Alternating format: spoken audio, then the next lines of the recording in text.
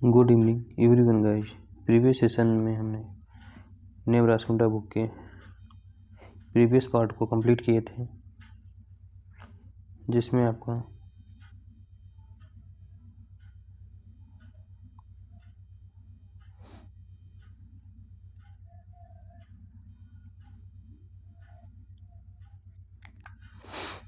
Demerits of water logging के बारे में डिस्कस किए थे।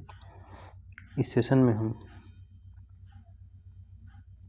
अप्रोचेज ऑफ इरिगेशन शेड्यूलिंग के बारे में डिस्कस करेंगे। इस सेशन में हम अप्रोचेज ऑफ इरिगेशन शेड्यूलिंग के बारे में डिस्कस करेंगे। पहले नंबर पे आपका क्या है, तो फर्स्ट पॉइंट पे आपका ट्रांसपायरेशन रेशियो अप्रोच, यानी पहले पोजीशन पे क्या आता है, पहले पोजीशन पे आपका ट्रांसपायरेशन रेशियो अप्रोच आता है। First point related to transpiration ratio approach, amount of water transpired by a crop to produce unit amount of dry matter, यानी एक इकाई ड्राई मैटर की मात्रा को प्रोड्यूस करने के लिए, फिर से amount of water transpired by a crop to produce unit amount of dry matter, यानी एक इकाई ड्राई मैटर की मात्रा को प्रोड्यूस करने के लिए फसल के द्वारा जितने पानी की ट्रांसपायरेशन होता है उसकी मात्रा को ही ट्रांसपायरेशन रेशियो अप्रोच के नाम से जानते हैं। फिर से amount of water transpired by a crop, यानी किसी फसल के द्वारा जितनी पानी की मात्रा ट्रांसपायर्ड हो जाती है ड्राई मैटर, एक इकाई ड्राई मैटर को प्रोड्यूस करने के लिए, तो उसी को ट्रांसपायरेशन रेशियो अप्रोच के नाम से जाना जाता है। Next point related to transpiration ratio, this is also known as absolute approach, इसी को हम एब्सोल्यूट अप्रोच के नाम से भी जानते हैं। दूसरे नंबर पे आपका आता है अप्रोचेज ऑफ इरिगेशन शेड्यूलिंग का दूसरा टाइप है soil moisture deficit approach. Soil moisture deficit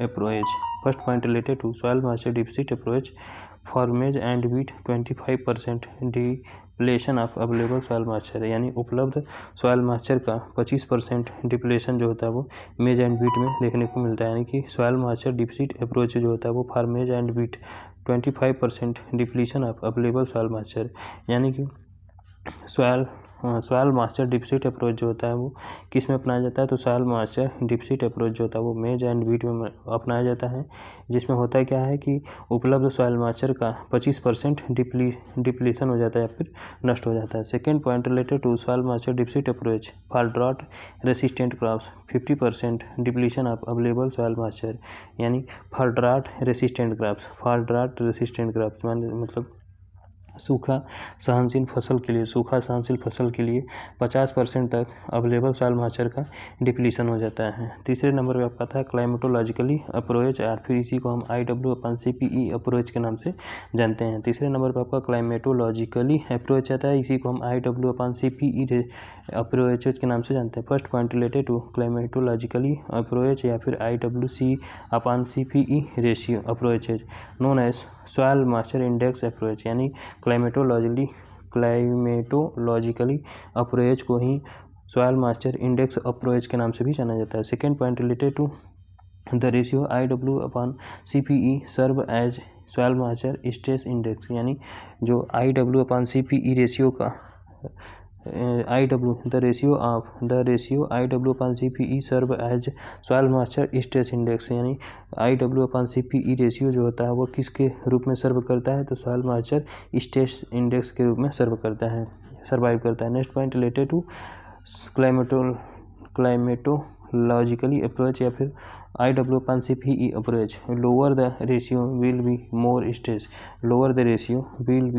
stress, यानी अधिक स्ट्रेस पर यदि अधिक स्ट्रेस रहेगा तो रेशियो भी कम होगा। Next point ET scientific approach but not practical utility, यानी यह एक प्रकार का साइंटिफिक अप्रोच होता है, यानी क्लाइमेटोलॉजिकली अप्रोच जो होता है वो साइंटिफिक अप्रोच होता है लेकिन प्रैक्टिकली इसका उपयोगिता नहीं होती है। फिर से ET scientific approach but not a practical utility, यह एक साइंटिफिक अप्रोच होता है लेकिन यह प्रैक्टिकल तरीके पर इसकी जो यूटिलिटी होती है वो प्रैक्टिकली बिल्कुल भी नहीं होती है। नेक्स्ट पॉइंट चौथे नंबर का अप्रोच है क्रिटिकल स्टेज अप्रोच, यानी चौथे नंबर पे आपका क्रिटिकल स्टेज अप्रोच आता है। The state of growth when plants are most sensitive to shortage of waters and most responsive to correction of deficiency. The state of growth यानी कि growth की वह अवस्था when plants are most sensitive to shortage of water, जिसमें water के shortage के sensitive. फिर से द स्टेट ऑफ ग्रोथ यानी ग्रोथ की वह अवस्था when plants are most sensitive to shortage of water, जिसमें प्लांट्स जो होता है वो वाटर शॉर्टेज के प्रति बहुत ज़्यादा सेंसिटिव होता है। And most responsive to correction of deficiency यानी डिफिशियंसी को करेक्ट करने के लिए सर्वाधिक रिस्पॉन्सिव यह क्रिटिकल स्टेज होता है। नेक्स्ट पॉइंट, एक तरफ आपका क्रॉप्स दिया है, दूसरी तरफ उसका क्रिटिकल स्टेज दिया है, तीसरी तरफ IW/CP रेशियो दिया है। राइस का क्रिटिकल स्टेज क्या होता है, तो राइस पहला नंबर पे बूटिंग होता है, दूसरे नंबर पे पैनिकल इनिशिएशन होता है, तीसरे नंबर पे आपका फ्लावरिंग होता है। IW/CP रेशियो कितना होता है, तो 1.2 होता है, जो कि सबसे हाईएस्ट होता है, यानी कि राइस का IW/CP रेशियो जो होता है वो सबसे ज़्यादा होता है। कितना होता है, तो 1.2 होता है। दूसरे नंबर पर व्हीट आता है। व्हीट का जो क्रिटिकल स्टेज होता है इसके लिए ट्रिक है CTG, फ्लोर, मिल्क 2, यही है। पहले नंबर पे आपका CRI स्टेज आता है, CTG पहले नंबर पे क्या है, पहले नंबर पे C से आपका CRI स्टेज हो जाएगा, दूसरे पे टिल्डरिंग स्टेज हो जाएगा, लेट ज्वाइंटिंग स्टेज हो जाएगा, फ्लावरिंग स्टेज हो जाएगा, मिल्किंग स्टेज हो जाएगा, डफ स्टेज, यानी 6 इरीगेशन जो होता है व्हीट में नॉर्मली तरीके से किया जाता है। और व्हीट का जो IW/CP रेशियो होता है वो 0.9 होता है। मेज का टैसलिंग, मेज का क्रिटिकल स्टेज क्या होता है, तो मेज का क्रिटिकल स्टेज टैसलिंग होता है और सिल्किंग होता है। IW/CP रेशियो कितना होता है, तो इसका IW/CP रेशियो 0.9 होता है। नेक्स्ट फसल है आपका काटन में कौन सा क्रिटिकल स्टेज होता है, तो काटन में फ्लावरिंग स्टेज होता है, बॉल फॉर्मेशन स्टेज होता है, और इसका IW/CP रेशियो कितना होता है, 0.7 होता है। नेक्स्ट है ग्राम का क्रिटिकल स्टेज क्या होता है, तो प्री फ्लावरिंग पॉट डेवलपमेंट होता है, यानी कि ग्राम का क्रिटिकल स्टेज क्या होता है, तो ग्राम का critical stage pre flowering stage होता है, दूसरा आपका पॉट डेवलपमेंट स्टेज होता है। इसका IW/CP रेशियो कितना होता है, 0.6 होता है, 0.6 होता है। नेक्स्ट है ग्राउंडनट का क्रिटिकल स्टेज क्या होता है, तो ग्राउंडनट का क्रिटिकल स्टेज आपका फ्लावरिंग होता है, पेगिंग होता है एंड पॉट फिलिंग होता है। इसका IW/CP रेशियो 0.6 होता है। नेक्स्ट है पिजन पी में कौन सा क्रिटिकल स्टेज होता है, तो पिजन पी में फ्लावर इनिशिएशन स्टेज होता है, पॉट फॉर्मेशन होता है। इसका IW/CP रेशियो 0.6 होता है। साफ्लावर का क्रिटिकल स्टेज क्या होता है, तो साफ्लावर का क्रिटिकल स्टेज आपका फ्लावर इनिशिएशन होता है, और इसका सबसे कम जो होता है यानी कि लोवेस्ट है, IW/CP रेशियो इसका सबसे कम होता है। कितना होता है, 0.4 होता है, 0.4 होता है। नेक्स्ट टॉपिक है percentage irrigated and water requirement of major field crops, यानी कि प्रमुख जो फील्ड क्रॉप्स हैं उसमें वाटर की रिक्वायरमेंट एंड इरिगेशन परसेंटेज कौन सा है, यानी परसेंटेज इरिगेटेड यानी प्रतिशत में irrigation and water requirement of major field crops, यानी प्रमुख जो फील्ड क्रॉप्स हैं उसकी वाटर रिक्वायरमेंट्स एंड इरिगेटेड प्रतिशत दिया गया है। एक तरफ आपका क्रॉप दिया है, दूसरी तरफ परसेंटेज इरिगेटेड एरिया दिया है, तीसरी तरफ आपका वाटर रिक्वायरमेंट दिया है, कितने में दिया है, तो मिलीमीटर में दिया है। शुगर केन का परसेंटेज इरिगेटेड एरिया कितना है, तो शुगर केन का परसेंटेज इरिगेटेड एरिया 93% है, एंड वाटर रिक्वायरमेंट कितना है, तो 1500 से 2500 मिलीमीटर इसका वाटर रिक्वायरमेंट है। दूसरे नंबर पर आपका व्हीट आता है। व्हीट का परसेंटेज इरिगेटेड एरिया 85% होता है, वाटर रिक्वायरमेंट व्हीट का कितना होता है, 650 से 800 मिलीमीटर होता है। राइस का परसेंटेज इरिगेटेड एरिया कितना है, तो 50% है, और इसकी वाटर रिक्वायरमेंट 1500 मिलीमीटर होती है। ऑयल सीड क्रॉप्स की परसेंटेज इरिगेटेड एरिया कितना है, तो 25% है, और वाटर रिक्वायरमेंट कितना है, तो 500 से 700 मिलीमीटर ऑयल सीड क्रॉप्स का। पल्सेस का परसेंटेज इरिगेटेड एरिया 10% है, वाटर रिक्वायरमेंट इसका 450 से 700 मिलीमीटर होता है। नेक्स्ट हेडिंग है मेजरमेंट्स ऑफ इरिगेशन वाटर, यानी कि इरिगेशन वाटर का मेजरमेंट। 1 क्यूसेक बराबर 28.3 लीटर होता है। 1 क्यूमेक बराबर 1000 लीटर्स होता है। इसी को हम 10 के घाते 3 के नाम से भी जानते हैं। 1 हेक्टेयर मिलीमीटर बराबर 10,000 लीटर होता है। 10 के घाते 4 के नाम से भी जानते हैं। 1 हेक्टेयर सेंटीमीटर को 1 लाख लीटर के नाम से भी जानता है। 1 हेक्टेयर सेंटीमीटर को 1 लाख लीटर के नाम से जाना जाता है। और इसके 10 के घाते 5 होता है। 1 हेक्टेयर मीटर बराबर कितना होता है, तो 1 हेक्टेयर मीटर बराबर 1 करोड़ लीटर होता है, या फिर 10 के घाते 7, या फिर 1000 के घाते 1000 मीटर के घाते 3 होता है। नेक्स्ट है measures of water height. Next heading measures of water height, यानी पानी की हाइट को मापने का यूनिट। 1 एटमॉस्फेयर बराबर कितना होता है, तो 1036 सेंटीमीटर ऑफ वाटर, यानी 1 एटीएम बराबर कितना होता है, तो 1 एटीएम बराबर 1036 सेंटीमीटर ऑफ वाटर होता है। 1 बार बराबर कितना होता है, तो 1023 सेंटीमीटर ऑफ वाटर होता है, यानी 1 एटमॉस्फेयर बराबर 1036 सेंटीमीटर ऑफ वाटर होता है। 1 bar equal to 1023 centimetre of water होता है। कन्वर्जन यूनिट्स की बात करते हैं तो 1 एकड़ इक्वल टू 0.405 हेक्टेयर होता है। 1 हेक्टेयर बराबर कितना होता है, 2.47 एकड़ हो जाता है। फिर से कन्वर्जन यूनिट्स की बात करते हैं तो 1 एकड़ बराबर 1 एकड़ इक्वल टू कितना होता है, 0.405 हेक्टेयर होता है। 1 हेक्टेयर इक्वल टू कितना होता है, तो 2.47 एकड़ होता है। और 1 एकड़ में कितना बीघा होता है, तो 1 एकड़ में 1.5 बीघा होता है। 1 एकड़ में कितना बीघा होता है, तो 1 एकड़ में 1.5 बीघा होता है। और 1 हेक्टेयर में कितना एकड़ होता है, तो आधा, 1 हेक्टेयर में आधा हेक्टेयर होता है, आधा एकड़ होता है। 1 हेक्टेयर में 2.5 एकड़ जो होता है वो होता है। Next heading ploughing is classified according to CRIDA Hyderabad 1985, यानी 1985 क्रीडा हैदराबाद 1985 के अकॉर्डिंग प्लाउगिंग का जो क्लासिफिकेशन किया गया है वो किस प्रकार किया गया है। प्लाउगिंग इज क्लासिफाइड अकॉर्डिंग टू क्रीडा, यानी कि central research institute of dry land agriculture, जिसका हेडक्वार्टर हैदराबाद में है। इस्टेब्लिशमेंट इसका 1985 में हुआ था और इन्होंने ही प्लाउगिंग को क्लासिफाइड किया है। तो एक तरफ आपका टाइप्स है, दूसरी तरफ डेप्थ दिया है कितने में, तो सेंटीमीटर में दिया है। सैलो का यानी सैलो प्लाविंग का डेप्थ कितना है, तो सैलो प्लाविंग का डेप्थ है 5 से 6 सेंटीमीटर, यानी सैलो प्लाविंग का जो डेप्थ होता है 5 से 6 सेंटीमीटर है। मीडियम प्लाविंग का जो डेप्थ है वो 15 से 20 सेंटीमीटर है। डीप प्लाविंग का जो डेप्थ है वो 25 से 30 सेंटीमीटर है, 25 से 30 सेंटीमीटर है। फिर से सैलो प्लाविंग का जो डेप्थ है 5 से 6 सेंटीमीटर है। मीडियम प्लाविंग का जो डेप्थ है 15 से 20 सेंटीमीटर है। डीप प्लाविंग का जो डेप्थ है वो 25 से 30 सेंटीमीटर है। नेक्स्ट वाटर शेड, अगला हेडिंग है water shade. Next is water shade, अगला है heading.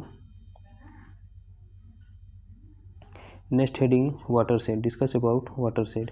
It may be a natural unit of land whose runoff collect and flow out of the area through a single common outlet into a river or other water body. यानी it may be a natural unit of land, यानी watershed जो होता है एक प्रकार का land का natural unit होता है। यानी कि watershed जो होता है वो भूमि का एक नेचुरल यूनिट होता है। होज रन ऑफ कलेक्ट, जिसमें रन ऑफ वाटर को कलेक्ट किया जाता है and flow out of the area, और फिर इसे बाहर क्षेत्र में भेज दिया जाता है। किसके द्वारा, तो ए सिंगल कॉमन आउटलेट, यानी एक सिंगल कॉमन आउटलेट के द्वारा बाहरी क्षेत्र में इसको भेज दिया जाता है। इनटू ए रिवर, यह एक रिवर के द्वारा हो सकता है या फिर अदर वाटर बॉडी के द्वारा हो सकता है। नेक्स्ट है classification of water shade. What do you mean classification of water shade. तो वाटर शेड निम्नलिखित 5 प्रकार से किया गया। एक तो आपका माइक्रो वाटर शेड होता है, दूसरा सब माइक्रो वाटर शेड होता है, तीसरा मिनी वाटर शेड होता है, चौथा आपका माइक्रो वाटर शेड होता है, 5वें नंबर पर आपका मिनी वाटर शेड होता है।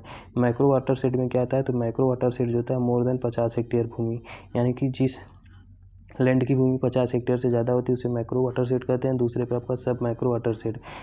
सब माइक्रो वाटर शेड में क्या आता है, तो 10,000 से 50 हेक्टेयर भूमि आती है, यानी कि माइक्रो वाटर शेड में मोर देन 50 हेक्टेयर भूमि आती है, और सब माइक्रो वाटर शेड में 10,000 से 50,000 हेक्टेयर भूमि आती है। मिली वाटर शेड में 1,000 से 10,000 हेक्टेयर भूमि आती है। माइक्रो वाटर शेड में 100 से 1,000 हेक्टेयर भूमि आती है। लास्ट मिनी वाटर शेड में 10 से 100 हेक्टेयर भूमि आती है। फिर से क्लासिफिकेशन ऑफ वाटर शेड, यानी वाटर शेड का क्लासिफिकेशन कितने प्रकार से किया गया, तो वाटर शेड का क्लासिफिकेशन निम्नलिखित 5 प्रकार से किया गया। एक तो आपका माइक्रो वाटर शेड है, जिसका जिसका एरिया 50 हेक्टेयर से ज़्यादा है। सब माइक्रो वाटर सेट का 10,000 से 50,000 हेक्टेयर है। मिली वाटर सेट का 1,000 से 10,000 हेक्टेयर है। माइक्रो वाटर सेट का 100 से 1,000 हेक्टेयर है। मिनी वाटर सेट का 10 से 100 हेक्टेयर भूमि दिया है। नेक्स्ट यूनिट है इरिगेशन। 7th नंबर का यूनिट है irrigation. What do you mean irrigation? Irrigation is the artificial application of water to partially meet the crop evapotranspiration requirement, यानी फसल की वो इवेपोट्रांसपायरेशन रिक्वायरमेंट को पूरा करने के लिए पार्शली करने के लिए पानी की जो मात्रा आर्टिफिशियल तरीके से दी जाती है उसी को इरिगेशन कहा जाता है। Next irrigation method. Irrigation method निम्नलिखित 3 प्रकार का होता है। इरिगेशन मेथड कितने प्रकार का होता है? तो इरिगेशन मेथड जो है इरिगेशन मेथड कितने प्रकार का होता है? तो इरिगेशन मेथड जो होता है वो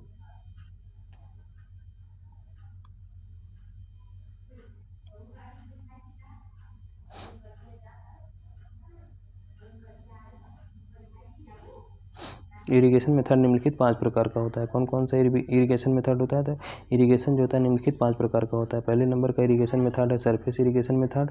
पहले नंबर का मेथड है सरफेस इरिगेशन मेथड। दूसरे नंबर का इरिगेशन मेथड है, तो दूसरे नंबर का इरिगेशन मेथड क्या है? तो दूसरे नंबर का इरिगेशन मेथड है सब सरफेस या फिर subsoil irrigation system. And तीसरे नंबर का मेथड क्या है? तो तीसरे नंबर पर आपका स्प्रिंकलर इरिगेशन आता है। तीसरे नंबर पर स्प्रिंकलर इरिगेशन आता है। एंड चौथे नंबर पर क्या आता है? तो चौथे नंबर पर आपका ड्रिप इरिगेशन आता है। एंड 5वें नंबर पे क्या आता है? तो 5वें नंबर पे आपका टाइफून सिस्टम आता है। Typhoon system of drip irrigation है। ड्रिप इरिगेशन का ही टाइफून सिस्टम आता है। अब हम बात करते हैं पहले नंबर की। पहले नंबर का जो इरिगेशन सिस्टम है उसके बारे में डिस्कस करते हैं। तो पहले नंबर का इरिगेशन सिस्टम है सरफेस इरिगेशन सिस्टम, यानी पहले नंबर का जो इरिगेशन सिस्टम है क्या है? पहले नंबर का जो इरिगेशन सिस्टम है वो आपका सरफेस इरिगेशन सिस्टम है। First point related to surface irrigation. Most common method of irrigation in India. Bharat में इरिगेशन का जो सर्वाधिक कॉमन मेथड होता है वो आपका सरफेस इरिगेशन होता है। यानी कि भारत में इरिगेशन का जो सर्वाधिक कॉमन मेथड होता है वो आपका सरफेस इरिगेशन मेथड होता है। इट इंक्लूड्स फॉलोइंग मेथड, जिसके अंतर्गत निम्नलिखित मेथड देखने को मिलता है। तो आपको पहले नंबर पर फ्लड इरिगेशन मेथड आता है। दूसरे नंबर पर चेक बेसिन मेथड आता है। चेक बेसिन मेथड्स आता है। दूसरे नंबर पे आपका क्या आता है? तो दूसरे नंबर पे आपका चेक बेसिन मेथड आता है। तीसरे नंबर पे क्या आता है? तो तीसरे नंबर पे आपका रिंग बेसिन मेथड आता है। तीसरे नंबर पे रिंग बेसिन मेथड आता है। चौथे नंबर पे आपका बॉर्डर स्ट्रिप मेथड आता है। 5वें नंबर पे आपका पाँचवें नंबर पे कौन सा मेथड है? तो 5वें नंबर पे आपका फेरो इरिगेशन मेथड आता है। 5वें नंबर पे आपका क्या आता है? तो 5वें नंबर पे आपका फरो इरिगेशन मेथड आता है। 5वें नंबर पे कौन सा मेथड आता है? तो 5वें नंबर पे फरो इरिगेशन मेथड आता है। 6ठे नंबर पे आपका कोरुगेशन आता है। 6ठवें नंबर पे कोरुगेशन है। 7वें नंबर पे आपका सर्ज इरिगेशन मेथड है। नेक्स्ट एंड 8वें नंबर पे आपका कैप्लिकेशन मेथड आता है। नेक्स्ट अब हम इसके बारे में डिस्कस करते हैं। तो पहले नंबर पे आपका फ्लड इरिगेशन मेथड है। Flood irrigation method first method है सरफेस इरिगेशन का प्रथम मेथड है flood irrigation method. First point related to flood irrigation method. Water is applied to the crop by flooding it on the soil surface, यानी पृथ्वी की सतह पर बाढ़ की तरह फसल में पानी का एप्लीकेशन किया जाता है इसमें। Next point, this method is practised where irrigation water is abundant, यानी कि यह मेथड उस स्थान पर ज़्यादातर प्रैक्टिस किया जाता है जहाँ पर पानी की पर्याप्तता पाई जाती है। Next point, mostly adopted in wetland rice, यानी कि जो जलमग्न राइस का कल्टीवेशन जहाँ पर किया जाता है वहाँ पर सर्वाधिक रूप से इस मेथड का प्रयोग किया जाता है। Next point, useful in uniform surface soils with good water holding capacity, यानी कि यह फ्लड इरिगेशन मेथड वहाँ पर ज़्यादातर यूजफुल होता है जहाँ का सॉइल सरफेस एक समान होता है और वहाँ की वाटर होल्डिंग कैपेसिटी भी जो होती है वो सबसे अच्छी होती है। दूसरे नंबर का जो सरफेस मेथड है वो चेक बेसिन मेथड है, यानी दूसरे नंबर का जो सरफेस मेथड है तो क्या है? दूसरे नंबर का सरफेस मेथड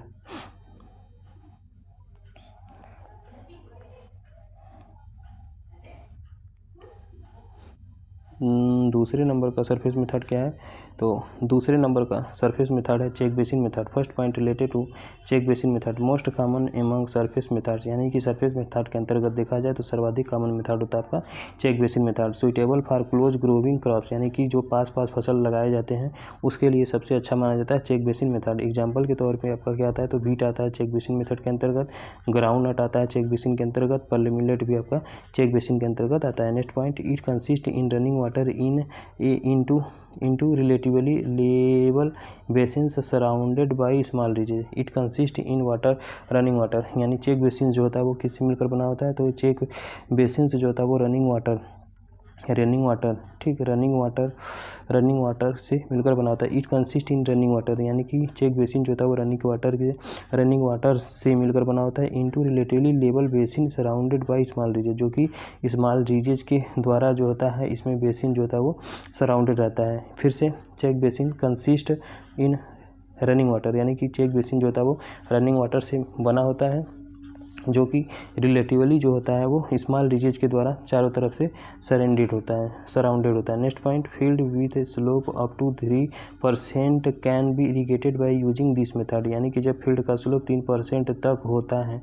तो उस समय चेक बेसिन इरीगेशन मेथड जो होता है बहुत ही ज़्यादा उपयोगी होता है. Next point, a limitations of this method is that it has too many ridges which occupy large area of land and require too much labour to formed beds है, यानी कि इसकी यही एक बहुत ही ख़राब लिमिटेशंस है, क्योंकि इसमें बहुत सारे जो है रीजेज बनाए जाते हैं, बहुत सारे रीजेज को बनाया जाता है, जिसके कारण बहुत सारे एरिया जो होते हैं वो व्यर्थ चले जाते हैं और उसमें उसको बनाने के लिए बहुत सारे लेबर की भी आवश्यकता होती है, यानी बेड्स को बनाने के लिए बहुत सारे खर्च भी आता है.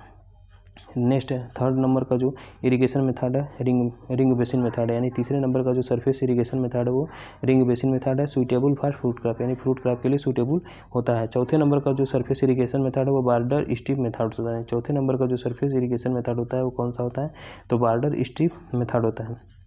क्या होता है, तो बॉर्डर स्ट्रिप मेथड होता है. First point related to border strip method, in this method the field is divided into number of strips which are separately by ridges, यानी इस मेथड में फील्ड को जो है नंबर ऑफ स्ट्रिप में divide कर दिया जाता है, which are separately by ridges, जो कि रीजेज के द्वारा अलग किया गया होता है. Next point related to border strip method, soils with a slope of 0.5 to 1% are suitable for this method, यानी कि जो बॉर्डर स्ट्रिप मेथड होता है जिस सॉइल का स्लोप 0.5 से लेकर 1% तक होता है वहाँ पर यह मेथड बहुत ही ज़्यादा सूटेबल माना जाता है. Next point, suitable for all close growing crops on medium to heavy texture soil, यानी कि मीडियम से लेके हैवी टेक्सचर सॉइल्स में ऑल क्लोज ग्रोविंग क्रॉप्स के लिए सूटेबल होता है, यानी कि suitable for all close growing crops on medium to heavy texture soils, यानी मीडियम से लेके हैवी टेक्सचर सॉइल्स पर सभी प्रकार के जो क्लोज ग्रोविंग क्रॉप्स होते हैं उसके लिए सूटेबल माना जाता है. क्या, border strip method. Next point, but not suitable for sandy soils, यानी कि बॉर्डर स्ट्रिप मेथड जो होता है वो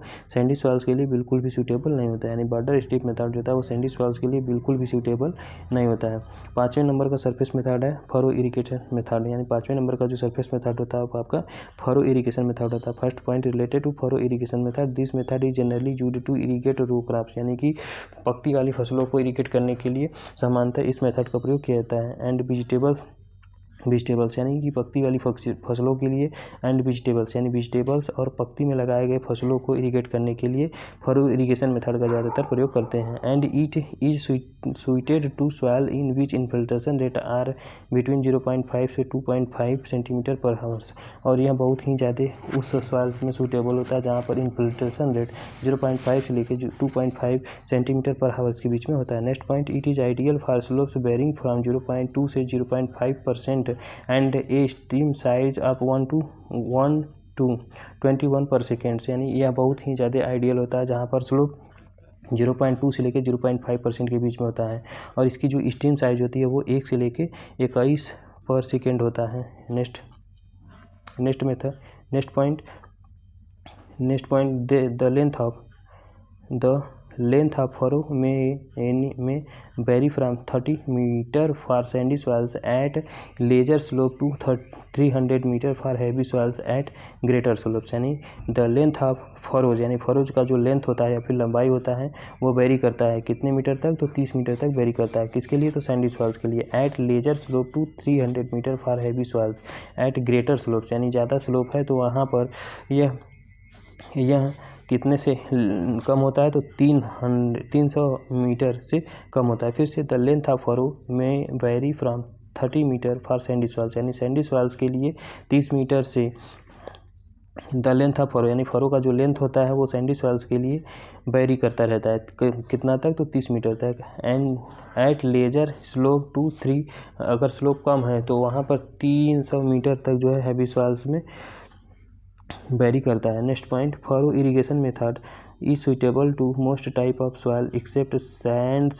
that have a very high infiltration rate। यानी फरो इरिगेशन मेथड जो होता है वो सर्वाधिक फसलों यानी सर्वाधिक प्रकार के सॉइल्स के लिए जो होता है वो सूटेबल होता है। यानी फरो इरिगेशन मेथड जो होता है वो सर्वाधिक प्रकार के सॉइल्स के लिए सूटेबल होता है एक्सेप्ट सैंडी सॉइल्स को छोड़कर, क्योंकि सैंडी सॉइल्स का जो इन्फिल्ट्रेशन रेट होता है वो मैक्सिमम होता है। Next point, furrow are mostly suitable for root and tuber crops. यानी फरो जो होता है फिर जो मेड़ बनाई जाती है वो सर्वाधिक जो रूट क्रॉप्स होते हैं या फिर ट्यूबर क्रॉप्स होते हैं उसके लिए सूटेबल माना जाता है।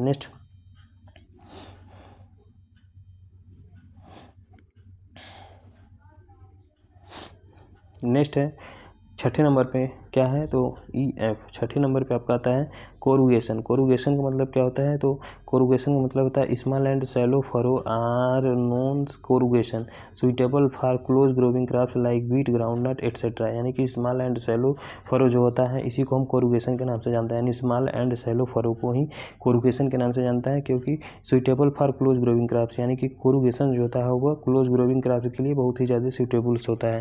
यह किस में अपनाया जाता है तो कोरुगेशन आपका व्हीट में अपनाया जाता है और ग्राउंडनट में अपनाया जाता है।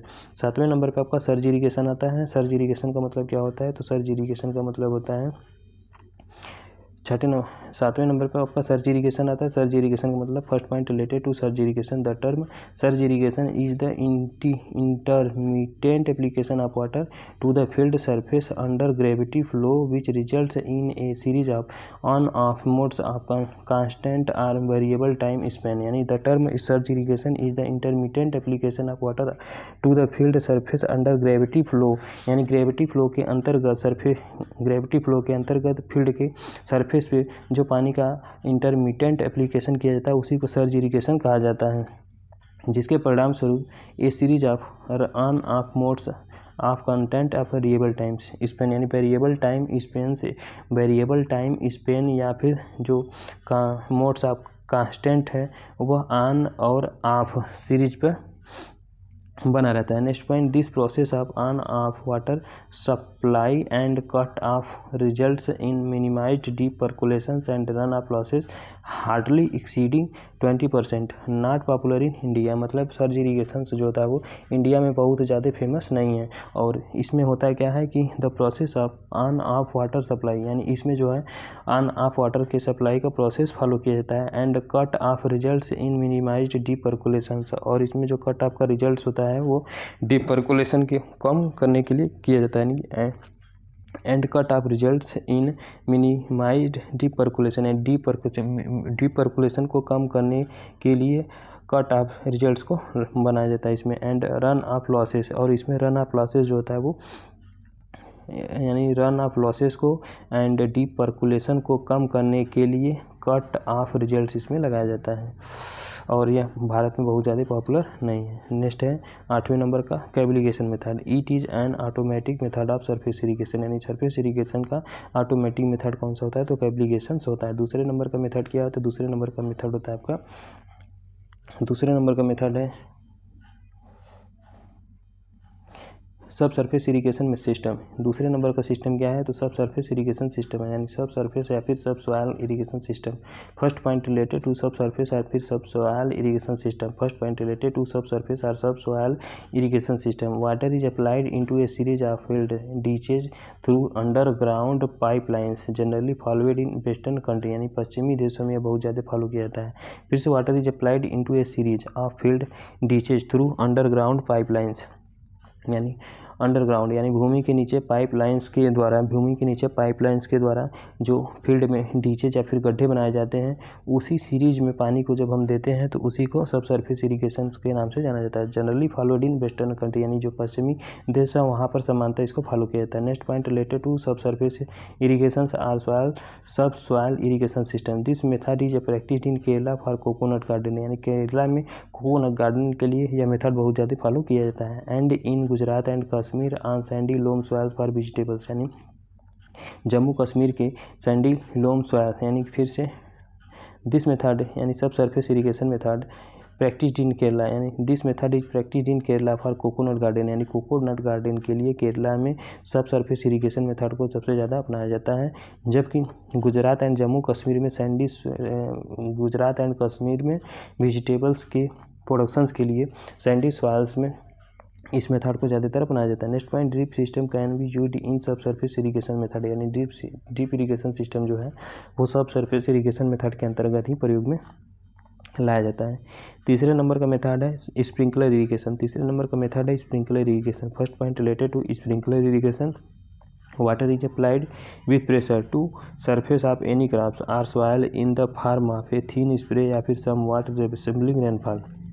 स्प्रिंकलर इरीगेशन में पानी जो होता है वो किसी भी फसल के ऊपर, किसी भी फसल के सरफेस पे प्रेशर के साथ अप्लाई किया जाता है, या फिर soil in the form of thin spray, जो कि पतले स्प्रे के रूप में, यानी पतले स्प्रे के रूप में सॉइल पर पानी का स्प्रे किया जाता है। सम वाटर रिसेंबलिंग रेनफॉल, जैसे कि रेनफॉल होता है, यानी स्प्रिंकलर इरीगेशन में रेनफॉल की तरह या फिर स्प्रे, पानी के पतले स्प्रे के रूप में फसल के ऊपर या फिर सॉइल के ऊपर जो है प्रेशर के साथ पानी का एप्लीकेशन किया जाता है। Next point related to sprinkler irrigation, this system consist of sprinkler heads or nozzles, यानी कि जो स्प्रिंकलर इरिगेशन सिस्टम होता है वो स्प्रिंकलर हेड्स या फिर नोजल के से मिलकर बना होता है। Which are mounted on risers in lateral lines taken from main lines which is further connected to a pumping units, यानी कि which are mounted on risers, और इसको जो है राइजर्स के द्वारा चारों तरफ घुमाया जाता है कि माउंटर, इसमें राइजर्स लगा होता है, उस राइजर्स के द्वारा ही पानी के फ्लो को चारों तरफ घुमाया जाता है। इन लेटरल लाइंस, जो कि इसके बगल में एक लेटरल लाइंस होता है, टेकन फ्रॉम मेन लाइंस, यानी कि मेन लाइंस के चारों तरफ लेटरल लाइंस के द्वारा ही पानी को चारों तरफ घुमाया जाता है। Which is further connected to a pumping unit, यानी ये सब जो होते हैं एक मेन पंपिंग यूनिट जो होता है वो उससे कनेक्ट रहते हैं। Next point, the rate of spray of water can be regulated and natural rainfall can be simulated, यानी the rate of spray of water, यानी पानी के स्प्रे का जो रेट होता है वो रेगुलेटेड रहता है एंड नेचुरल रेनफॉल के समान ही इसमें देखने को मिलता है। Next point related to sprinkler irrigation, sprinkler irrigation can be used for almost all crops, यानी कि स्प्रिंकलर इरीगेशन जो होता है वो सर्वाधिक फसलों के लिए प्रयोग में लाया जा सकता है, एक्सेप्ट राइस को छोड़कर एंड जूट को छोड़कर, यानी sprinkler irrigation can be used for almost all crops, यानी स्प्रिंकलर इरीगेशन लगभग सभी प्रकार के फसलों के लिए प्रयोग में लाया जा सकता है, एक्सेप्ट राइस एंड जूट को छोड़कर, एंड ऑन मोस्ट सॉइल्स, यानी सर्वाधिक फसलों के लिए और सर्वाधिक सॉइल्स के लिए। तो सर्वाधिक फसलों के लिए प्रयोग में लाया जा सकता है राइस और जूट को छोड़कर, सर्वाधिक सॉइल्स के लिए भी प्रयोग में लाया जा सकता है एक्सेप्ट हैवी क्ले सॉइल्स, यानी कि हैवी क्ले सॉइल्स को छोड़कर, यानी एक्सेप्ट हैवी क्ले सॉइल्स को छोड़कर सभी प्रकार के सॉइल्स में इसका प्रयोग किया जा सकता है।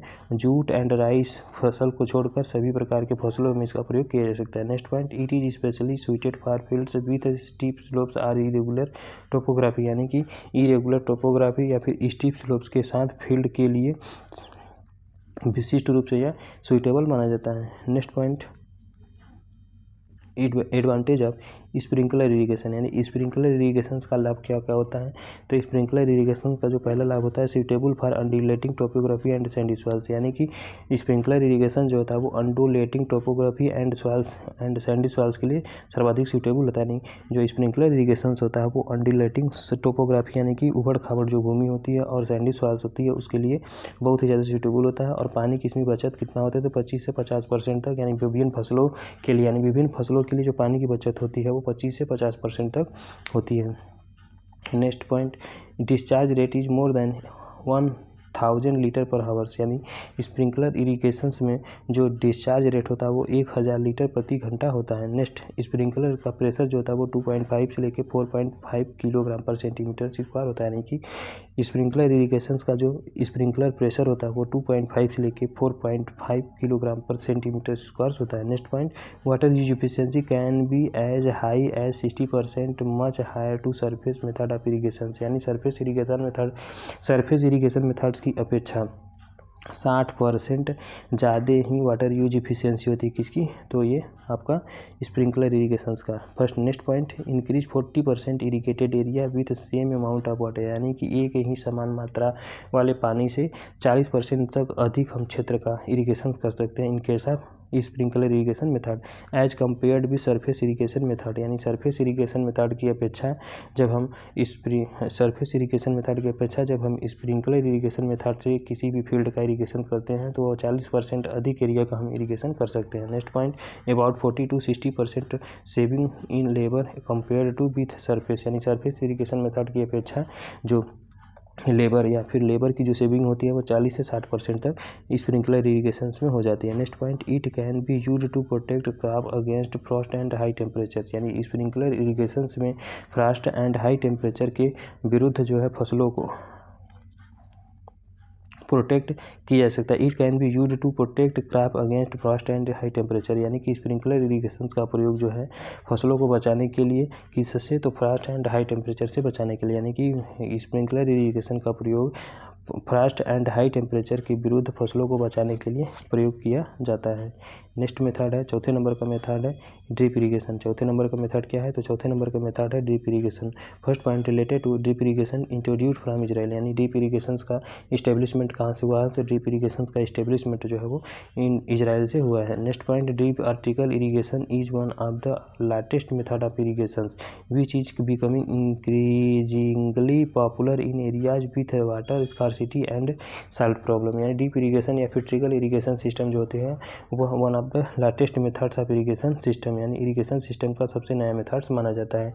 Is becoming increasingly popular area, जहाँ पर जो एरिया बहुत ज़्यादा पॉपुलर होता है वहाँ की वाटर एफिशिएंसी बढ़ाने के लिए इस मेथड का प्रयोग करते हैं। With water scarcity and salt problem, यानी वह स्थान जहाँ पर वह स्थान जहाँ पर साल्ट वाटर की यानी साल्ट प्रॉब्लम्स, यानी वह स्थान जहाँ पर साल्ट का प्रॉब्लम्स होता है और पानी की कमी पाई जाती है तो उस स्थान पर ये ड्रिप इरिगेशन सिस्टम बहुत ही ज़्यादा पॉपुलर होता है। और इसमें होता क्या है कि यह इरिगेशन यानी ड्रिप इरिगेशन सिस्टम जो होता है वो सबसे लार्जेस्ट मेथड होता है।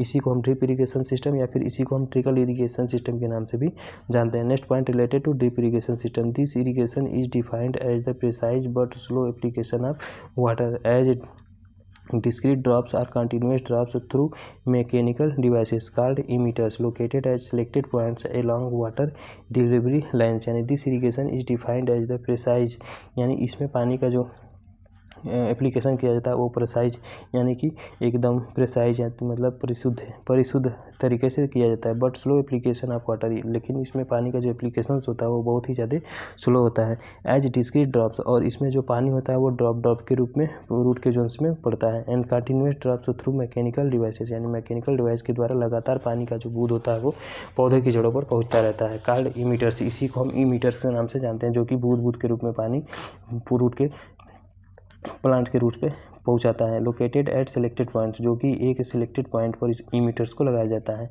वाटर डिलीवरी लाइन से, जो कि वाटर डिलीवरी लाइन से कनेक्ट रहता है। Next point, this system involves the slow application of water drop by drop to the root zones of crops, यानी इस सिस्टम में स्लो एप्लीकेशन इन्वॉल्व रहता है। यानी इस सिस्टम यानी ड्रिप इरिगेशन सिस्टम में स्लो एप्लीकेशन ऑफ वाटर, यानी वाटर का जो स्लो एप्लीकेशन होता है वो इन्वॉल्व रहता है। और इसमें पानी जो होता है रूट जोन यानी फसल के रूट जोन्स में ड्रॉप बाई ड्रॉप दिया जाता है। Next point, in this method water is used very economically since losses due to deep percolation and surface evaporation are reducing to the minimum, यानी इस method drip irrigation method में पानी का प्रयोग जो होता है वो इकोनॉमिकली तरीके से या फिर आर्थिक रूप से किया जाता है, बहुत ही आर्थिक रूप से किया जाता है। और इसमें जो डीप परकुलेशन के कारण लॉसेस होता है वो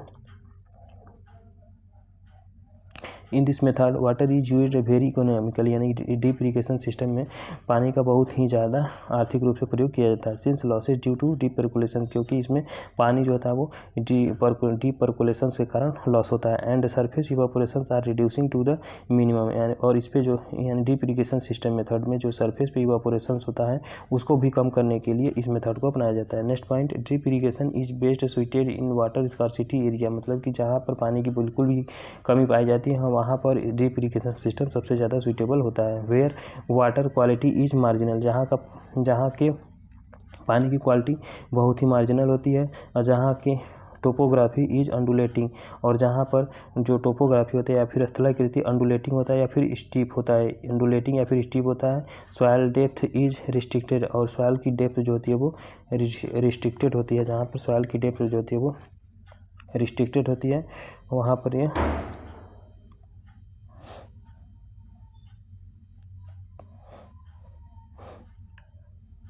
labour is expensive and crop value is high, और जहाँ पर लेबर बहुत ही ज़्यादा रिस्ट्रिक्टेड, यानी सॉयल डेप्थ इज रिस्ट्रिक्टेड, यानी डीप इरिगेशन सिस्टम में सॉयल का डेप्थ जो होता है पूरी तरह से रिस्ट्रिक्टेड होता है। लेबर इज एक्सपेंसिव, और इसमें जो खर्च आता है बहुत ही ज़्यादा खर्च आता है।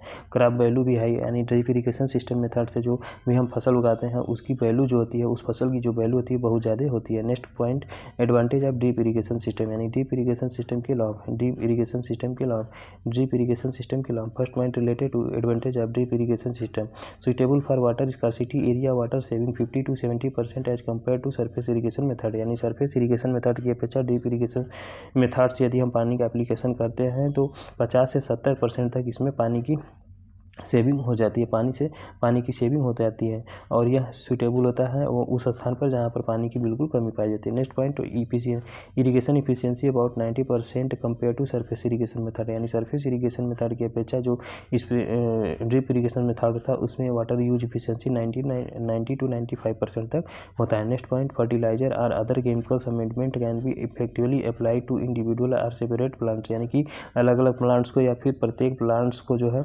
इफिशियंट तरीके से हम किसी भी प्रकार के केमिकल्स को इसमें मिलाकर दे सकते हैं, या फिर किसी भी प्रकार के फर्टिलाइजर्स को हम मिलाकर प्रत्येक प्लांट्स को या फिर अलग अलग प्रत्येक प्लांट्स को जो है हम इसका एप्लीकेशन कर सकते हैं। फिर से fertilisers or the other chemicals में amendment can be efficiently applied to individual or separate plants, यानी कि प्रत्येक प्लांट को वाटर के साथ फर्टिलाइज़र का हम मिक्सचर करके या फिर अदर केमिकल्स का मिक्सचर करके हम प्रत्येक प्लांट्स को ड्रिप इरिगेशन सिस्टम के द्वारा पानी का एप्लीकेशन कर सकते हैं। Next point, discharge rate of water per dripper is generally 1 to 8 litre per hours at 1.5 to 2.5 kilogram per centimetre square pressure, यानी डिस्चार्ज रेट ऑफ वाटर, यानी ड्रिप इरिगेशन सिस्टम में जो डिस्चार्ज रेट होता है, यानी कि ड्रिप इरिगेशन सिस्टम में जो वाटर का डिस्चार्ज रेट होता है पर ड्रिपर, तो वह सामान्यतः 1 से 8 लीटर प्रति घंटा होता है एट 1.5 से 2.5 किलोग्राम पर सेंटीमीटर स्क्वायर। और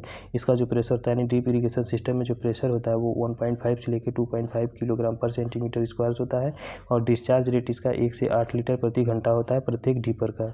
नेक्स्ट पॉइंट, फर्टिलाइजर्स, जिसे हम फर्टिगेशन के नाम से जानते हैं, हर्बिसाइड्स जिसे हर्बिगेशन के नाम से जानते हैं, also possible to apply with drip through venturis, यानी बेंचर्स के द्वारा, यानी थ्रू बेंचर। फिर से fertilisers and herbicides also possible to apply with drip irrigation system, यानी ड्रिप इरिगेशन सिस्टम के द्वारा हम हर्बिगेशन कर सकते हैं, ड्रिप इरिगेशन सिस्टम के द्वारा हम फर्टिगेशन भी कर सकते हैं। Next point, most suitable for widely spaced crops, यानी ड्रिप इरिगेशन सिस्टम जो होता है यह बहुत ही ज़्यादा सूटेबल होता है किसके लिए, जो बहुत ही दूरी पर फसलों को लगाया, जब बहुत ही दूरी स्थान पर फसलों को लगाया जाता है तो वहाँ पर सर्वाधिक सूटेबल कौन सा मेथड होता है, तो ये आपका ड्रिप इरिगेशन सिस्टम मेथड होता है। आर्चर्ड ट्री में भी यह सूटेबल होता है, एंड इन ग्रीन हाउसेज, जो कि protected cultivation of vegetable and flowers, यानी ग्रीन हाउस में क्या किया जाता है, तो protected cultivation of vegetables and flower, यानी ग्रीन हाउस में प्रोटेक्टेड कल्टीवेशन के अंतर्गत वेजिटेबल्स एंड फ्लावर का प्रोडक्शन किया जाता है। तो बात करते हैं most suitable for widely spaced crop, यानी कि जो वाइडली स्पेस्ड क्रॉप होते हैं या फिर बहुत ही दूरी पे फसल लगाए जाते हैं, तो वहाँ पर सर्वाधिक सूटेबल कौन सा मेथड होता है, तो ड्रिप इरिगेशन मेथड होता है। आर्चर्ड के ट्री में भी बहुत ही ज़्यादा सूटेबल मेथड्स होता है, और ग्रीन हाउस में ही ड्रिप इरिगेशन सिस्टम बहुत ही सूटेबल होता है।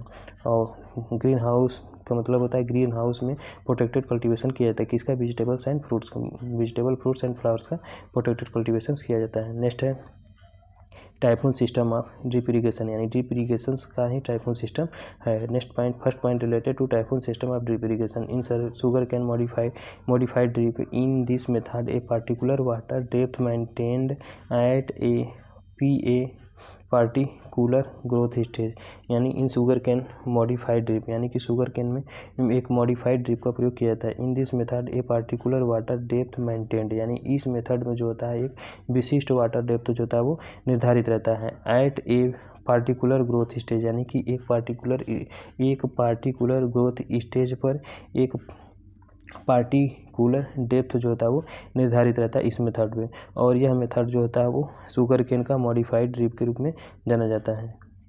In sugarcane modified drip, यानी शुगर केन में मॉडिफाइड ड्रिप का प्रयोग किया जाता है, जिसमें एक पार्टिकुलर ग्रोथ स्टेज पर एक पार्टिकुलर वाटर डेप्थ जो होता है वो निर्धारित रहता है।